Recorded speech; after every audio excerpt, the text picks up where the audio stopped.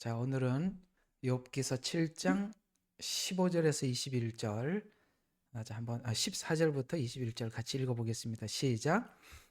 주께서 꿈으로 나를 놀라게 하시고 환상을 통하여 나를 두렵게 하시기에 내 혼이 질식되기를 택하여 내 생명보다 오히려 죽음을 택하리이다.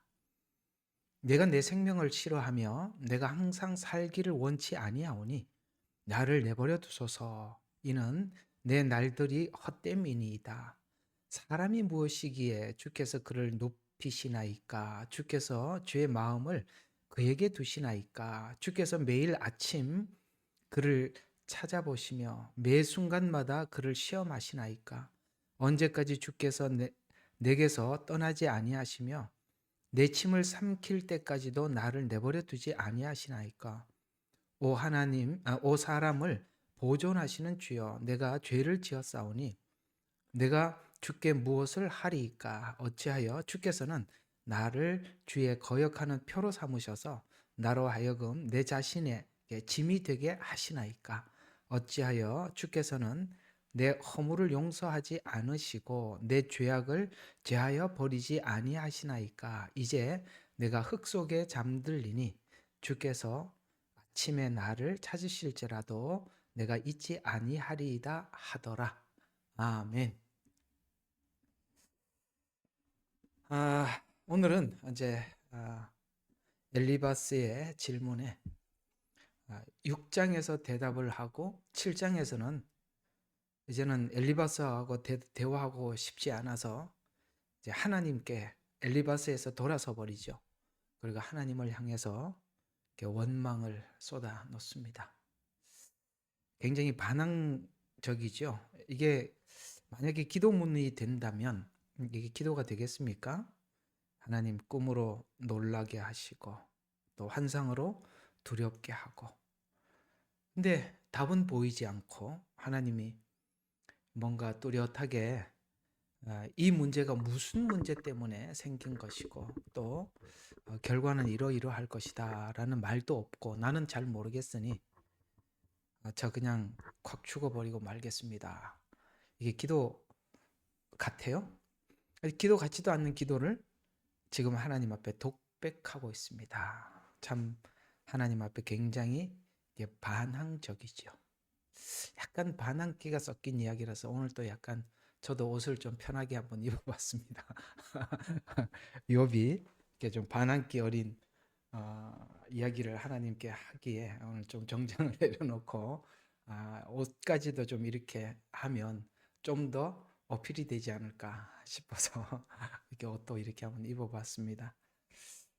자, 오늘 7장의 이 이야기는 너무 중요한 이야기입니다. 만약에 여러분들이 어, 오늘 이 7장 같은 이런 이야기를 이거 안 하고 우리가 예수를 믿으면 대부분 사람들이 이런 질문, 그 다음에 이 질문에 따른 대답, 이걸 얻지 못하고 예수를 믿으면 그저 성경은 지식이 되지요. 그저 교리를 찾으려고 하고 체험에 의존하려고 하고 그 다음에 성경을 배운 지식에 의존하게 됩니다. 관계라는 것이 내가 교리와 체험을 하고 지식을 가지고 있다고 상대방하고 관계가 형성된 건 아니죠. 내가 상대방을 모르는데, 그 다음에 그분이 나에게 뭔 해준 말이 없는데 무슨 관계가 있겠어요. 자기 착각 속에 빠지고 자기 어, 상상 속에 빠진 믿음이 되지 않겠어요? 근데 놀랍게 하나님께서는 이제 내일 목장 모임이 있어요. 근데 목장 모임 때 조금 이 내용을 보충을 해드리려고 합니다. 오늘 이야기로는 굉장히 좀 쇼킹하기도 하고 또 우리에게는 충격적이기도 하지만 이 충격적이고 쇼킹한 이 질문이 우리 인생에 없이 예수를 믿었다라는 것은 이건 분명히 가짜입니다. 어떤 측면에서 가짜이냐면 내가 하나님을 믿으려면 하나님을 알아야 되잖아요. 상대방을 알려면 내가 질문을 해야죠. 아니, 내가 상대방이 누군지 알려면 질문을 해야죠. 근데 그 질문도 한 게 없고 받은 대답도 없는데 내가 당신을 믿습니다. 이게 말이 돼요? 말이 안 되죠. 오늘 굉장히 중요한 질문을 하고 있습니다. 오늘 아까 잠깐 여러분들에게 글을 올려드린 것처럼 사람이 무엇이 간대라는 이 굉장한 질문입니다. 성경에 참 이 깊고 송곳 같은 질문들이 여러 군데 나옵니다. 아담아 어디 있느냐라는 질문으로부터 시작해서 가인이 대답했던 질문도 있죠. 뭐죠? 내가 아우를 지키는 자니까. 엘리야가 외치죠. 나만 홀로 남았습니다. 모세가 하나님께 말을 하죠. 내가 누구 가는데. 베드로가 외치죠. 나는 죄인입니다. 나를 떠나소서. 이런 질문들이 이런 이 지점이 우리 신앙에 얼마나 중요한지 몰라요. 그러니까 이런 질문을 하지 않고 넘어와서 그냥 성경만 가르쳐 달라. 이렇게 하면 참 설명하기가 어려워요. 하나님께서 우리를 믿으라고 하실 때 우리가 네가 믿는 내가 누군 줄 아느냐라고 하나님이 묻지요. 그걸 하기 위해서는 하나님이 우리에게 먼저 질문을 해 들어오는 것입니다. 그 질문들이 오늘 굉장히 깊고 깊은 질문입니다. 근데 오늘 이 질문은 욥이 직접 하나님 앞에 했던 질문이기도 하지만 이제 욥의 친구들이 옆에 있지 않습니까? 그러니까 욥의 친구들은 자기가 이 상황을 겪으면서 직접 질문을 하고 있지는 않지만 욥이 지금 하나님 앞에 이렇게 그들이 이제 엘리바스가 한 말에 더 이상 엘리바스와 대화를 끊고 7장에 넘어가서는 하나님께 질문이 들어가는데 어쨌든 욥은 지금 겪으면서 질문을 하고 있고 욥의 친구들은 욥이 하는 질문을 옆에서 들으면서 질문을 하는 겁니다. 저는 여러분들에게 설교를 하면서 하나님 앞에 질문을 하고 있고 여러분들은 욥의 친구들처럼 제가 이렇게 설교하는 이 설교를 들으면서 똑같이 공감하면서 하나님 앞에 같은 질문을 해야 하는 것입니다. 오늘 이걸 욥기라는 욥 이야기로 듣지 마시고 여러분에게도 하나님 앞에 동일하게 이렇게 질문을 하고 있는 한 사람으로 서서 함께 공감하면서 오늘 이 본문을 하나하나 풀어가 보려고 하는 것입니다. 자, 오늘 여기 7장에 있는 이야기를 잠깐 정리를 해보면 이런 이야기가 됩니다. 아주 뭐 짧게 그냥 중요한 핵심만 좀 짚고 넘어가 볼게요. 1절부터 10절까지 이야기가 이런 이야기거든요. 하나님, 인생은 고달픕니다. 네, 그렇죠. 에덴 동산에서 쫓겨나고 난 이후에 땀을 흘립니다. 고달프지요. 인생이 고달프다는 걸 우리가 원래 요즘 이렇게 나라에 대해서 불만이 많아서 자꾸 그런 이야기가 저도 나오는 것 같은데 고달픈 인생을 고달프게 살아야죠. 왜 그걸 공짜로 나눠달라 그래요? 그게 좌파죠. 어쨌든 뭐 하나 그냥 찍어놓고 지나가 봅시다. 이게 하도 속상해서 그런 게 자꾸 떠올라서 그래요. 어쨌든 인생은 고달픕니다. 근데 이제 지금 이 고달픔이 왜 고달파졌는가로 질문이 돼 들어가야죠. 그래야 창세기 3장을 이해하잖아요. 죄를 짓고 추방을 당하고 땀을 흘리고 해산의 수고를 더하고 이 고달픈 거 왜 인생이 이렇게 고달플까?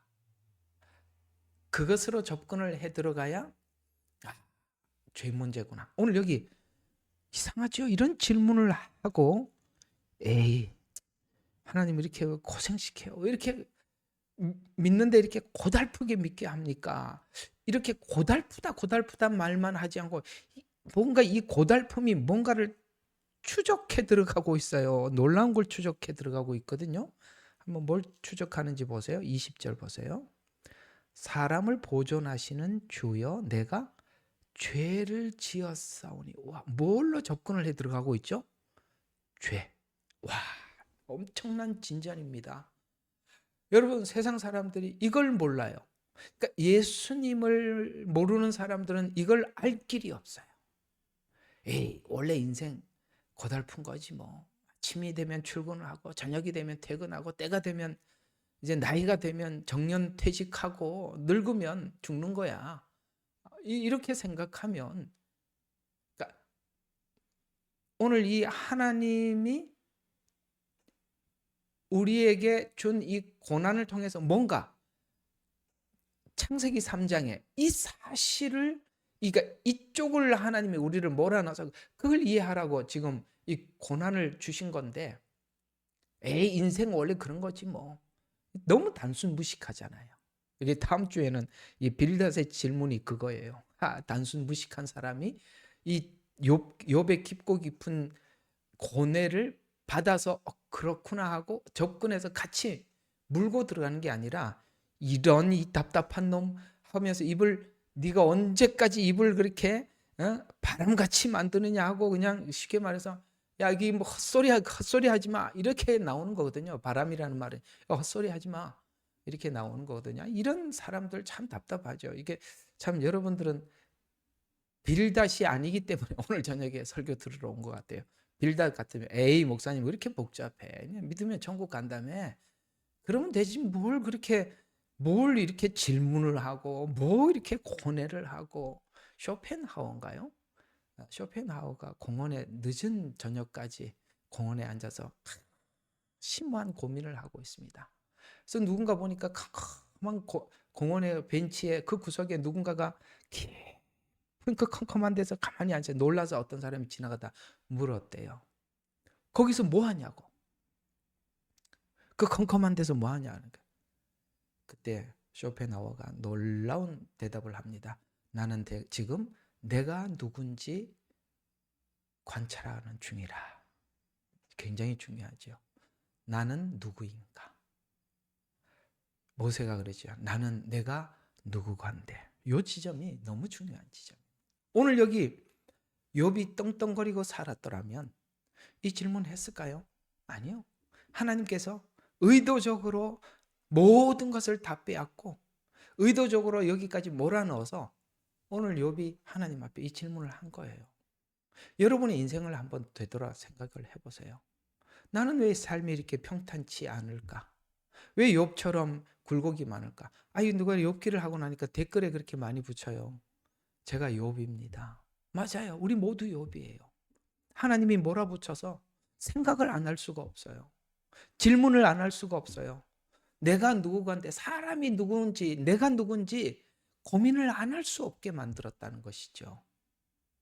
그래서 이제 답을 모르니까 그냥 21절에 아이고, 나 이제 뭐 우리 인간은 죄를 지었고 죄의 결과는 사망이라 저 뭐 죽기만을 기다립니다. 그래서 21절 보니까 내가 흙 속에 잠들리니 주께서 아침에 나를 찾으실지라도 내가 있지 아니하리이다. 부활을 모르니까 이렇게 말하는 거 당연하겠죠. 참 멋지죠. 우리 예수 믿고 살아가는 게 이렇게 생각해 보면 이런 게 눈물이 나요. 여러분들이 그냥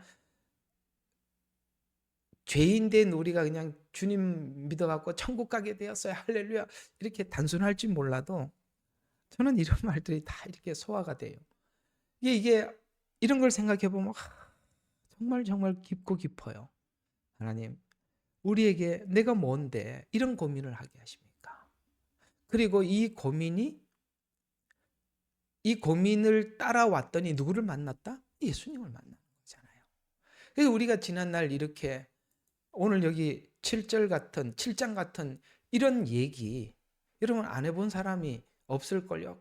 깊게 하든 얇게 하든 누구나 이 질문을 믿음 안에 들어오는 과정 속에 믿음이 정상적인 관계가 형성되기까지 이런 일들이 일어난다는 것이죠. 그런데 오늘 하나님 뚜렷한 답을 욥에게 다 주지 않으니까 그냥 죄의 결과는 사망이라. 율법이 그걸 얘기하잖아요.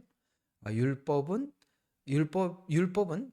죄를 깨닫게 하고 죄는 사망을 이룬다. 그렇습니다. 지금 딱 율법이 말하고자 하는 내용을 정확하게 이해하고 있는 겁니다. 그 지점에 와 있다는 것이죠. 그래서 부활을 모르니까 이 말밖에 못하는 거죠. 하나님, 인생은 고달픕니다. 하나님이 우리 인생을 고달프게 했습니다. 그래서 이렇게 말합니다. 인생은 전쟁 때와 같습니다. 여기 나오죠? 자, 1절에 보면, 자, 인생의 품꾼의 날들 같습니다. 또 하나는 전쟁의 때와 같습니다. 라고 그렇게 이야기를 합니다. 이게 무슨 뜻이냐면, 여러분, 전쟁을 누가 좋아하겠어요? 여러분, 아침에 출근을 하면 품꾼과 같다는 말은 무슨 말이냐면, 여러분, 오늘 다 하루 일하고 오셨잖아요.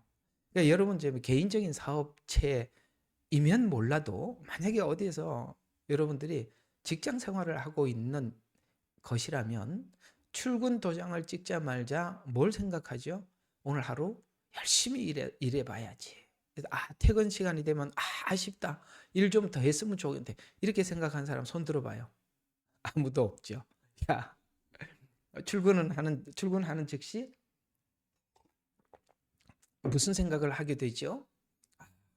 야, 오늘 하루 어떻게 보내냐? 이렇게 생각을 해요. 품꾼에.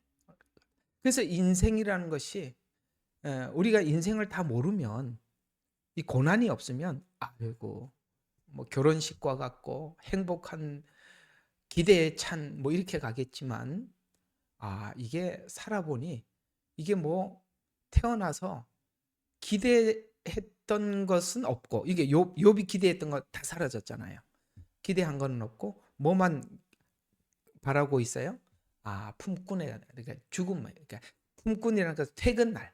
오늘 여기 7장으로 말하면 죽음만을 생각한다, 이런 이야기입니다. 그래서 품꾼의 날과 같습니다. 그래서 오늘 7장에 하나님 앞에 독백을 하면서 인생이 빨리 끝나는 것밖에 나는 바랄 것이 없습니다. 그러니 이제 11절에 보니까 내가 내 입을 삼같이 아니하고 내 영의 고통 가운데 말하리이다. 내가 혼의 쓰라림 가운데 불평하리니. 이제 이런 이야기들은 쭉 오늘 21절에, 그러니까 나를 찾으실 자라도 내가 있지 아니하리라 라는 말, 하나님 빨리 끝내 주십시오. 왜냐하면 내가 정말 이 고난이 얼마나 무거운지 정말 감당하기 어렵습니다. 요 지점에 홀딩을 딱 해놓자고요. 홀딩을 딱 해놓고, 이 지점이 얼마나 중요한 지점이냐면, 사실 오늘 여기 7장을 보면, 이게 뭐 답이 없어 보이는 것 같이 보이잖아요. 죽겠네, 죽겠습니다, 죽는 게 답입니다, 이렇게 하면 뭐 애들 불러다 놓고 교훈해서 좀 인간 만들려고 그러면 저 확 죽어버릴래요. 이래 버리면 그 교육시킬 게 뭐 있어요? 그 교육시키는 사람이 황당하지 않습니까? 에이, 나가서 확 죽어버리면 되지 뭐, 이렇게 해버리면 뭘 딱 목적을 가지고 교육을 시키려고 그러는데, 오늘 여기 욥이 저 죽으러 갈게요 이렇게 해버리니까 하나님이 뭘 할 수가 없잖아요. 의도적으로 여기까지 데리고 온 거거든요. 놀랍죠? 의도적으로 데리고 왔다는 거예요. 여러분들이 정말 죽는 게 사는 거 아니다, 죽는 게 사는 것보다 낫구나, 이런 생각을 해본 적이 있다 없다? 있겠죠. 없다? 행복한가? 그런 이 지점이요, 얼마나 중요하냐면, 이제 교훈을 하는데 내 교훈을 받겠습니다 라고 하면 아직도 살아있는 겁니다. 이게 좀 반어법인데요, 교육을 하나님이 딱 시키는데 저 충분히 훈련될 수 있어요. 감당할 수 있어요. 그건 아직도 멀었습니다. 죽으러 가겠습니다. 저는 이 훈련소에서 견디고 훈련 받고 나갈 자신이 없습니다. 이게 정상이에요. 아이고, 목사님 무슨 또 거꾸로 이야기하세요. 나가자, 싸우자, 이기자, 믿음으로, 오직 믿음으로, 이렇게 얘기하셔야죠. 이렇게 무슨 소리 하십니까? 아니요. 이 지점에 와야 훈련이 시작된대요. 왜요? 알잖아요. 우리 신앙은 죽음 이후에 부활이 있다는 거. 죽어야 돼요. 오늘 이 죽음을 생각하는 겁니다. 바로 이 십자가 지점이죠. 굉장히 중요해요. 반대지요. 우리 율법적으로 생각하면 이 지점은 끝난 지점 같은데 바로 이 지점이 은혜의 출발 지점이라는 것을 아셔야 됩니다. 사실은 오늘 이 7장에 있는 욥의 이 고백은 엄청난 진전을 보고 있는 중입니다. 왜냐하면 참을 수 없기 때문입니다. 참을 수 없어서, 다른 말로 인생의 끝자락에서 하나님을 구하고 있기 때문입니다. 만약에 참을 수 있었더라면 욥기는 더 이상 진전되지 않고 욥이 잘 참았다, 믿음을 가졌다, 이게 욥기 설명하시는 분들이 욥의 인내를 보았고 욥의 믿음을 보았고 그 결말을 보았고 욥처럼 믿음으로 아브라함처럼 믿음, 이게 잘못 보는 거라는 거예요. 무슨 소리? 욥이 무슨 믿음으로 갔어요? 죽는다고 소리 질렀는데. 이게 바로 성경을 보는 관점이 어떻게 보느냐에 따라서 다른 겁니다. 주님은 십자가에 죽으러 가자 그래서 죽자 7장에서 너 죽었다고 복창해 그랬다. 예, 저 죽었다고 복창하겠습니다. 이게 성경이라고요. 예? 아시겠어요? 이게 성경이라고요. 만약에 욥이 참을 수 있는 환경이었더라면 지금 하나님이 주신 틀을 자기 힘으로 깨고 나올 수 있었을 것입니다. 이것이 바로 하나님이 우리에게 주신 고난이 축복인데 한계에 부딪히면 한계 너머를 보게 하는 것, 이게 중요한 겁니다. 왜냐하면 우리는, 세상 사람들은 이 한계에서 죽음이 끝 맞아요. 7장이 그들의 답이 맞습니다. 그럼 우리는 예수를 믿잖아요. 우리가 예수 안에 살지 않습니까? 예수 안에 우리는 분명한 한 가지 믿음이 있어요. 뭐지요? 예수님이 죽었다가 부활하셨다는 겁니다. 기독교는 무슨 종교냐? 죽음의 종교입니다. 그 뒤에 약속, 부활을 믿는 종교죠.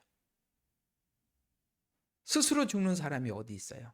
오늘 이 7장 고백 받아내기 위해서 하나님도 욥에게 몸부림쳤던 것이고, 오늘 욥도 오늘 본문대로 몸서리를 치고 있는 것입니다. 이걸 누가 먼저 앞에서 하셨죠? 예수님이 하셨잖아요. 그걸 우리가 함께 느끼는 자리로 와 있는 것입니다. 그래서 오늘 하나님 앞에 이런 원망을 하고 있어요. 12절을 보시면 내가 바다나 아니면 고래라서 주께서 나를 감시하나이까? 이게 지금 무슨 고래가 무슨 말이냐 이런 뜻이죠. 내가 이 바다에서 고래가 제일 크잖아요. 하여튼 제일 큰 고기잖아요. 고기는 아닌데 어쨌든 그렇지 않습니까? 그래서 내가 이게 무슨 바다에서 제일 큰 고래처럼 내가 무슨 사고를 친다고 걱정하십니까? 이제 그러면서 사실 요 말은 어떤 말이 살짝 하나님 앞에 가미돼 있냐면 나 같은 게 뭐라고요? 내가 뭘 하면 뭘 하겠냐 이게. 사고를 치면 무슨 사고를 치겠습니까? 아니 근데 나 같은 놈이 뭐 사고를 치겠어요? 뭐 이게 우리가 있잖아요. 위축됐을 때 하는 말이 있잖아요. 나 같은 놈이 뭘, 아이고 그런 소리 하지 마세요. 저한테는 아이고 저는 아니에요. 이런 이야기거든요. 근데 13절에 보면 이제 이어서 이 나 같은 놈이 뭔데? 이제 사실은 또 한쪽에는 뭐가 이렇게 또 이렇게 12절에 있는 말은 에이 나 같은 놈이 뭔데 뭐 이렇게까지 하십니까? 라고 말을 하면서 사실 13절이 자기 하고 싶은 이야기거든요. 재밌어요. 아주 이게 욥기가요. 보면 볼수록 기가 막히는 이야기예요. 자, 13절 보면 내가 말하기를 침상이 나를 위로하고 내 보금자리가 내 불평을 줄여줄 때 주께서 꿈으로 나를 놀라게 하시고 환상을 통해서 나를 두렵게 하시기에, 이게 무슨 말입니까? 잠을 자면 고통을 잊어버릴 것 같은데 왜 잠자리에서도 환상으로 꿈으로 하나님이 쳐들어오십니까? 그냥 잠잘 때 가만히 내버려 두시지. 이런 이야기입니다. 이게 무슨 이야기죠? 아유 재미있는 반어법이 여기 숨어 있습니다. 에이 나 같은 놈인데 뭘 이렇게 신경을 쓰세요? 근데 이거 잠잘 때까지 와서 이렇게 응? 쳐들어와서 뭘 하려고 할 만큼 내가 그렇게 사실 괜찮은 사람인가? 내가 이렇게 위대한가? 내가 그렇게 가치가 있나? 아니면 별 볼 일 없으면 그냥 내버려 둘 텐데. 이게 얼마나 행복한, 우리가 하나님 앞에 사랑을 이런 데서 느끼는 거야. 하나님, 뭐 저 같은 놈이 뭐 하긴 뭘 하겠어요. 아유, 그냥 뭐 이렇게 그저 그냥 뭐 제가 여러분 이게 등록증을 받아 보니까 여러분들 하나하나 이렇게 보면서 기도하면서 제가 보고 있거든요. 재밌는 게 하나 있어요. 그 중에 하나 뭐냐면은 당신에게 맡겨준 어떤 사역이나 일을 맡겨주면 무슨 일을 하고 싶습니까? 라고 그 질문 안에 여러분들의 대답이 굉장히 이 부분에 체크를 많이 하셨더라고요. 저는 주방봉사, 차량 운전이나 하겠습니다. 그것만 하면 되는 거예요? 욥이 사실 그 얘기잖아요. 이거 나 같은 놈이 뭔데? 이거 뭐 그렇게까지 그냥 저 뭐 평생 예수 믿고 헌금이나 잘하고 그냥 목사님 시키는 거나 잘하고 그러다 아마 천국 가면 되지요. 아유, 전 뭐 기대하지 마세요. 근데 뭘 그렇게까지 하십니까? 이런 얘기거든요. 밤에 잠자는 데까지 쳐들어오십니까? 내가 뭔데? 진짜 멋지잖아요. 진짜 눈물 나요. 하나님, 우리가 뭔데? 그러면서 이제 14절부터 16절 그냥 죽게 놓아 두십시오. 그러니까 죽게가 아니라 죽도록 이렇게 죽게 놓아 주십시오. 그러면서 이제 독백을 합니다. 인생은 고달픕니다. 내가 보니까 하나님은 이 고달픔에서 나를 면해 줄 마음이 없어 보여요. 그러니 하나님은 고집부리고 작정하고 이렇게 잠잘 때까지 밀려오는 거 보니까 하나님은 내가 뭐 나를 이렇게 붙잡고 뭐 훈련시키시려고 그러는데 그저 뭐 여기서 저는 뭐 자신 없어요. 그러니까 하나님 그냥 여기서 돌아서지요. 하나님은 하나님대로 손을 놓으시고 저는 그냥 죽음으로 끝내면 되겠습니다. 자, 이제 이렇게 관계를 정리합시다. 이렇게 이야기합니다. 아이고, 얼마나 힘들면 이런 얘기를 했을까. 자, 이 말이 어디 숨어 있을까? 우리 로마서 5장으로 갑니다. 늘 어필했던 이게 그 얘기예요. 이제 한번 로마서 5장이 얼마나 큰 소리인지 한번 들어봅시다. 로마서 5장에서 보면 이렇게 말해서 그러므로 우리가 믿음으로 의롭게 되었으니 의롭게 되었다. 욥기 1장 8절부터 하나님께서 욥은 의로운 자로 출발을 했습니다. 욥기서 5장 1장 8절에 보면 내 종 욥을 보았느냐? 세상에 그와 같은 사람이 아무도 없나니 그는 온전하고 정직한 사람으로 하나님을 두려워하고 악을 피하는 자니라. 여러분 1장에서 욥이 완전했다는 얘기가 아니에요. 하나님 앞에 진심으로 살아보고 싶어하는 그 진심을 보았느냐라고 사단에게 질문했던 겁니다. 여러분 우리가 무슨 욥처럼 하나님 앞에 하나님이 이렇게 이렇게 꺼내놓을 사람 여기 누가 있어요? 아무도 없어요. 누가 온전해요. 그러나 하나님이 보실 때 그가 하나님 앞에 온전하고자 하는 마음, 하나님 앞에 숨김없이 정직하고자 하는 마음, 하나님을 하나님답게 경외하고자 하는 그 마음은 하나님이 보았다. 우리가 하나님 앞에 내세울 것이 뭐가 하나님 앞에 저 이런 괜찮은 사람이죠 하고 꺼내놓을 게 뭐가 있겠어요? 아무도 없어요. 그러나 하나님이 우리에게 인정해 우리 진심 하나는 알아주시는 거죠.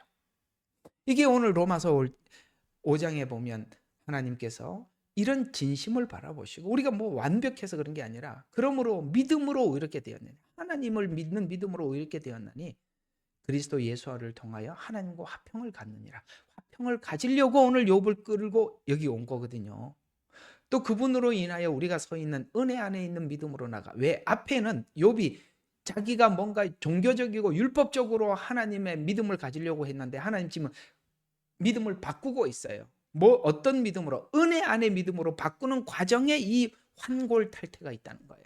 그러니까 은혜 안에 있는 믿음으로 나아가며 하나님의 영광의 소망 안에서 뭐가 있어요? 즐거워하느니라. 근데 오늘 여기 보니까 즐거워요? 전혀 즐겁지 않죠.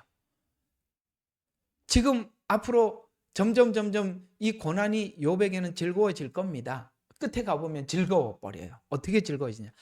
예수 안에서 즐거워진다는 걸 배우는 겁니다. 예수 안에 있으면 고난도 즐겁대요. 고난도 왜 즐겁죠?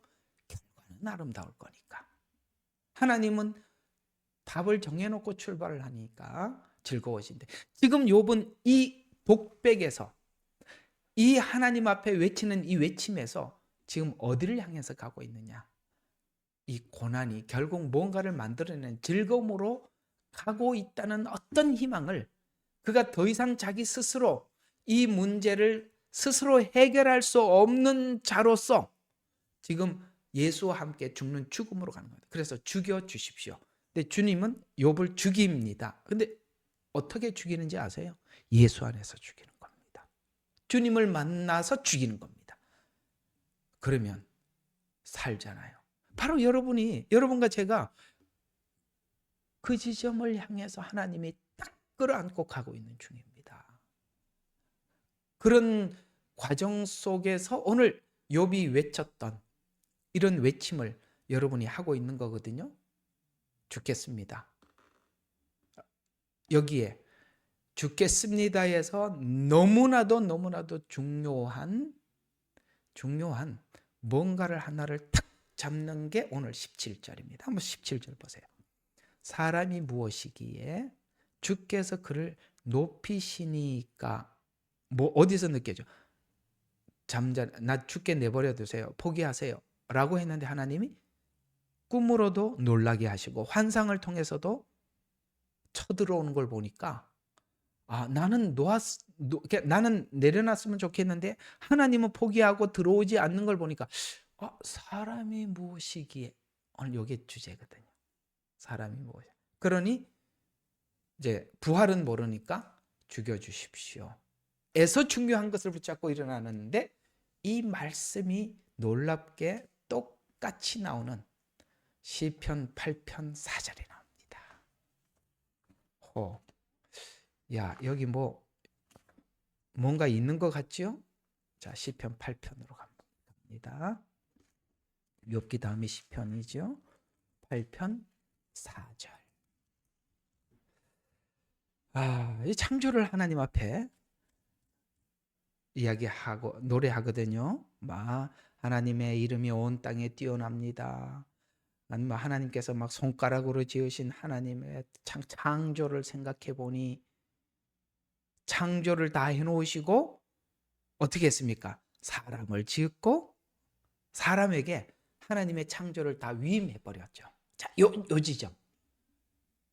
창세기의 창조를 이해하고 부른 시거든요.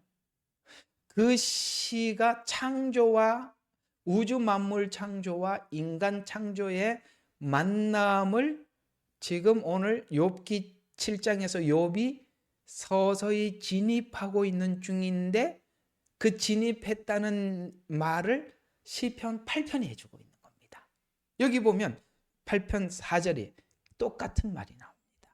사람이 무엇이기에, 생각해보니 사람이 무엇이기에 주께서 그를 마음에 두시며, 마음에 두셨대. 우리를 마음에 두셨대. 눈물이 핑 돌 이야기죠. 마음에 두시고 인자가 무엇이기에 그를 돌보시나이까. 반어법이죠. 여기서 말하는 인자는 흙으로 지은 이런 뜻입니다. 인간의 흙으로 지어서 흙으로 돌아갈 수밖에 없는 존재인데 하나님이 어떻게 이렇게 우리를 위대하게 지으셨어요? 그냥 흙밖에 안 되는데, 죽으면 그만인데.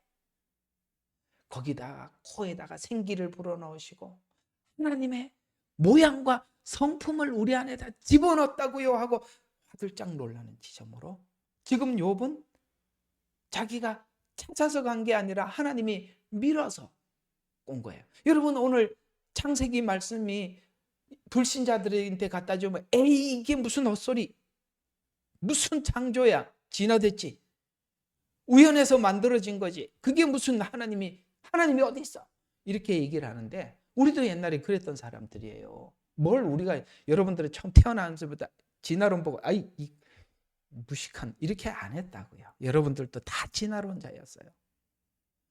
뭔가 원인이 있어서 결과가 있었다. 이게 진화론이잖아요. 뭐가 있었는데 이렇게 진화돼서 만들어진 거, 뭔가 원인이 있었다는 거예요. 진화론은 율법적인 거야. 원인과 결과 속에서 창조를 이해하는 겁니다. 그러나 사실 창조라고 말할 수도 없죠. 진화죠, 그냥. 그러나 창조는 무에서 유가 만들어진 거잖아요. 우리 다 인간의 사고는 원래 진화론이 맞아요. 그러나 창조, 하나님이 오늘 욥처럼 이렇게 끌어서 계시해 주지 않으면, 그리고 믿는 마음을 주지 않으면 아무도 성경의 어떤 내용도 인간이 받아들일 수 있는 게 하나도 없습니다. 근데 여러분이 창세기가 믿어지고 요한계시록, 주님, 여러분들 참 더 대단한 거는 창세기 정도만 믿는 게 아니라 주님 다시 오실 날을 기다리고 있잖아요. 엄청난 겁니다. 이게 여러분들이 무슨 뭐가 잘나서 그게 가능했겠어요. 오늘 지금 이끌어가는 걸 보세요. 욥을 그렇게 이끌어가서 사람이 무엇이 간대 에서 오늘 창세기 시편 8편에서 보니까 창조와 인간의 창조, 이 둘의 만남이 뭔지를 딱 이렇게 고리를 채우지 않습니까? 그래서 사람이 무엇이간데 마음에 두시고 인자가 무엇이기에 그를 돌보시나이까. 주께서 그를 천사들보다 이제 뭔가 이제 열리기 시작하는 겁니다. 주께서 그를 천사들보다 조금 낮게 지으시고 영화와 존귀로 그에게 관을 씌웠대. 와, 이게 무슨 뜻이죠? 아이고, 이게 뭐 이게 깜짝 놀랄 이야기들을 여기 성경은 하고 있습니다. 이게 무슨 말이냐면 천사보다 조금 못하게 하신다는 것은 이게 여기 천사라고 나와 있지만은 이 천사는 사실은 이 원문을 보면 하나님이라고 표현하는 게 맞아요. 그러니까 하나님보다 조금 못하게 하시고라는 이 말의 뜻은 창세기에 가보면 하나님 자신이 인간을 직접 빚으시고 거기다가 그 다음에 생기를 불어넣어서 성경은 이렇게 표현하고 있습니다. 하나님의 모양과 형상대로 지으사, 이렇게 말하고 있습니다. 지금 욥은 여기 와서 뭘 화들짝 놀라면서 느끼냐면, 아니 여기 오늘 시편 8편처럼 하니까 인간을 뭐라고 했어요? 천사보다 낮게 하시고 영광과 존귀로 관을 씌웠다는 것은 우리 속에 하나님의 모양과 형상이 계시되었다고요? 내가 하나님을 닮았다고요? 이렇게 외치는 겁니다. 베드로가 이 얘기를 하죠. 너희는 왕 같은 제사장이요. 오늘 이번에 신방 가는 가정에 바로 이 메시지가 전달되는 분이 계십니다. 왕 같은 관. 저희들이 하나님의 제사장으로 위임을 받았다고요? 하나님의 제사장이 뭘까요? 왕으로, 마치 이 에덴 동산을 통치하는 자로 부름을 받았다고요? 인간이 그렇게 위대하다고요? 사단이 가르쳐준 인간은 쓰레기. 너 쓰레기지. 쓰레기니까 고생하다 살다가 죽어라. 그게 인생이지 뭐. 이게 사단이 가르쳐준 거고, 하나님은 하나님께 이끌려 왔더니 인간이 제사장이라고요? 왕이라고요? 이게 뭐죠? 하나님의 영광을 드러내는 통로로 썼다는 거예요. 우와, 나라는 존재가 하나님을 드러내는 통로로 나를 부르셨다고, 이렇게 위대하다고요? 깜짝 놀라고 있는 것입니다. 여러분, 길거리 가서 외치는 그리스도를 향한 이 복음, 여러분들이 세상에 살아가면서 빛이 되고 소금이 되는 거, 여러분 이게 얼마나 위대한 일인지 아세요? 그래서 드디어 욥은 사람이 무엇이 간대를 시편 8편과 연결시켜서 답을 찾아보면 이렇게 하는 거야. 하나님은 인간을 창조해서 하나님의 영광을 반사시키는 존재로 부르셨구나. 그리고 모든 통치를 맡겨서 통치해서 하나님께서 우주 만물을 통치하듯이 우리에게 이 에덴을 하나님께서 통치하라고 주셔서 인간의 위대함이 홀로 그냥 아무 근거 없이 위대한 것이 아니라 하나님과 묶어서 위대하게 만드시는구나. 뭔가를 배우고 있죠. 우리가 예수님과 묶이고 나면 완전히 달라지는 겁니다. 위대해지는 거거든요. 욥기가 그런 이야기입니다. 엄청난 이야기가 담겨 있는 거죠. 그래서 욥기가 다르게 시편은 사람은 높고 귀하게 창조되었음을 오늘 여기 시편에서 말하는데, 자 그러면은 이제 한번 시편에 사람이 무엇이 간대라는 말이 8편에 나오고 욥기 7편에서도 사람이 무엇이 간대가 나와요. 그런데 한번 뉘앙스를 보십시다. 근데 욥기는 지금 죽겠습니다. 죽여 주십시오. 사람이 뭔데? 이 말은 시편 8편에서 말하는 인간은 위대합니다. 사람이 뭔데 이렇게 위대하게 창조했습니까? 라고 갔습니까? 아니죠. 근데 욥기 7편에서는 사람이 무엇이 간대가 부정이잖아요. 에이, 인간이 내가 뭔데? 이렇게 말을 하는데 시편 8편에는 인간이 무엇이 간대가 뭡니까? 이렇게 위대했습니까? 이렇게 가죠. 이게 무슨 말일까요?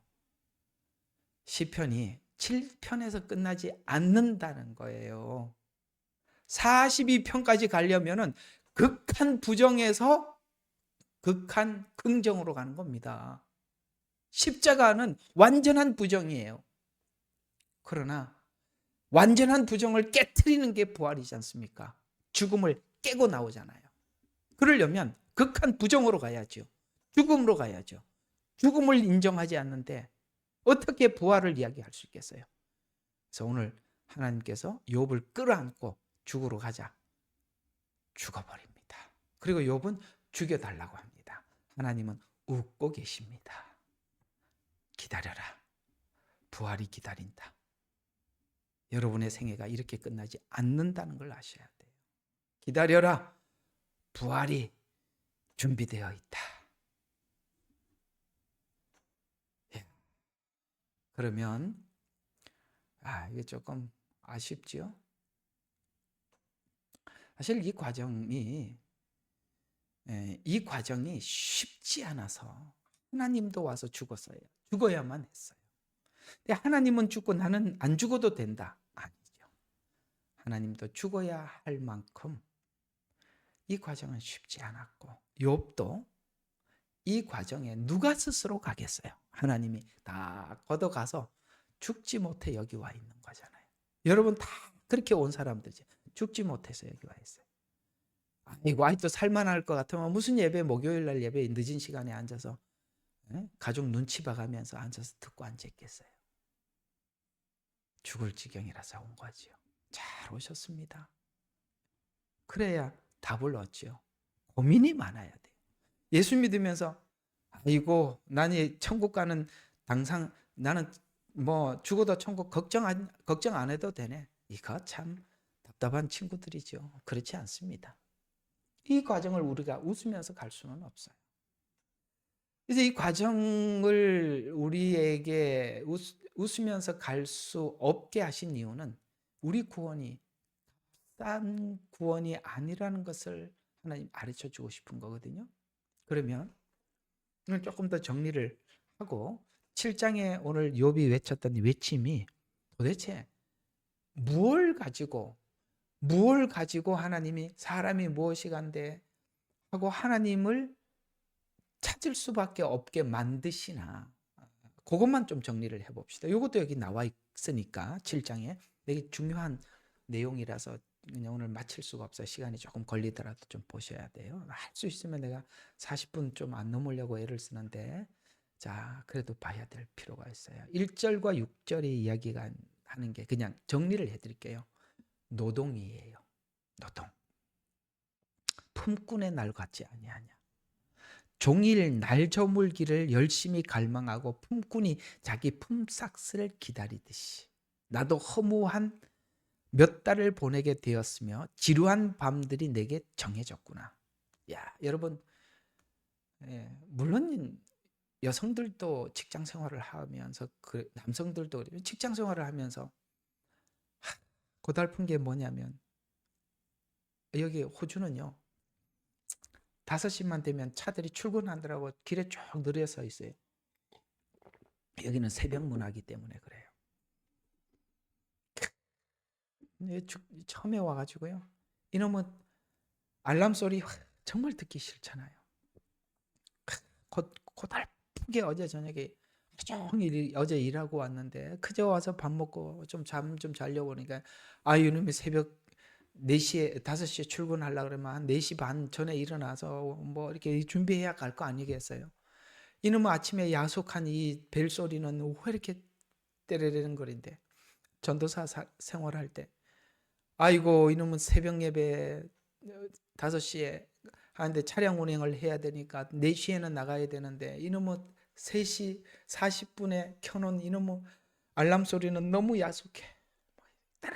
그러면 누가 이게 새벽 예배 만들어가지고 이 고생 이런 것처럼 말이죠. 우리가 매일매일 새벽에 출근하고 이거 얼마나 힘들어요. 근데 하나님이 에덴 동산에서 추방하면서 땀을 흘리면서 수고하라 그랬습니다. 여러분 이게 이 노동이 반복이 되잖아요. 끊임없이 이게 뭐 언제 내가 졸업할지 모르니까 늙어야 졸업. 노인들 보면 저 은퇴하고 저러면 다 늙고 끝날 텐데 젊어서는 일만 하고 늙어서는 아무것도 못하고 겨우 걸어다니고 이게 뭔 인생이 일어나. 이런 것을 통해서 하나님 뭘 하라고요? 왜 인간이 이렇게 살아야 하나? 에덴 동산에서 죄 때문에 추방돼서 그렇구나. 요 지점으로 몰아넣는 거잖아요. 그래서 노동을 성실하게 살아야 되는 게 이게 정상이에요. 왜 나라가 국가가 내 책임을 지냐 말이에요. 그게 바로 사단이 만든 철학이에요. 그렇게 해놓으면 교회는 없어져요. 그렇게 해놓으면 하나님을 찾지 않아요. 오늘 1절과 6절에서 이야기하는 것은 노동과 인생이 죄의 원인이라는 것을 알게 해주는 거잖아요. 사람에게 힘든 노동이 있지 아니하냐. 바로 그것입니다. 두 번째 7절과 10절에 보니까 이 노동이 계속되는 건 나이가 들면 나중에 죽음으로 끝나야 돼요. 이게 뭡니까? 죽음으로 끝나야 하는 이 인생의 허무함이 죽음이 끝이냐라는 고민을 하게 만들잖아요. 그 질문을 해야 부활을 찾으러 갈 거 아니겠어요? 여러분 죽음을 생각해야 하나님이 부활을 준비해 놨던 걸 배울 수 있잖아요. 그래서 오늘 1절에부터 10절까지가 노동이 죽음이 뭘 찾으러 간다냐. 나는 누구인가를 찾으러. 쇼펜하워 이야기했잖아요. 나는 누구인가. 밤새도록 고민을 해도 성경에 와야 답을 얻으니까. 그래서 오늘 노동과 죽음 사이에서 내가 누구인가를 하나님의 원망으로 혹은 자기 생애의 허무함으로 나는 내 입을 금하지 아니하고 내 심령의 고통을 말하리라 하고 하나님 앞에 고통을 말을 해서 이제 하나님 앞에 나는 누구예요? 라고 물으러 가서 주님을 만나는 자리로 안내를 받고 있다는 것입니다. 짧게 오늘 여러분들에게 오늘 7장의 욥의 독백을 가지고 좀 정리를 해봤는데 어때요? 여러분 다 이거 한번 해본 사람들이잖아요. 왜 하나님께서 내 인생은 이럴까? 이거 아직 청년 때는 모르지만 살아보면 성경을 뒤적이게 되고 거기에 하나님의 답을 보게 됩니다. 성경 멋지지요? 우리가 고민했던 거 여기 있네? 그럼요. 다 대답을 해놨죠.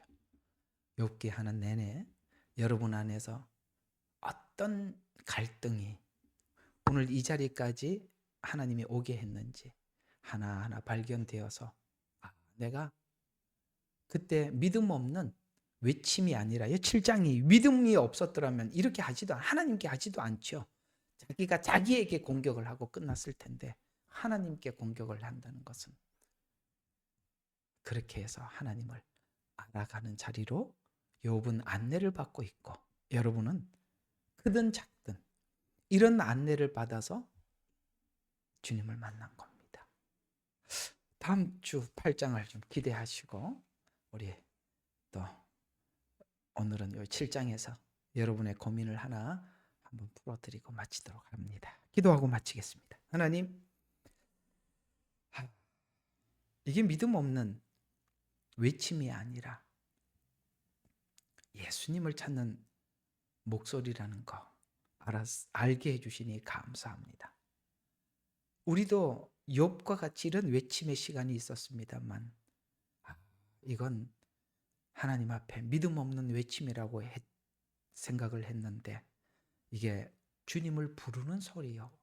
주님을 구하는 외침이라는 거 알고 나니 내가 이상한 곳에 들어갔다 온 것이 아니라 정상적인 코스를 밟고 여기 와 있구나 라는 것을 알게 해주시니 감사합니다.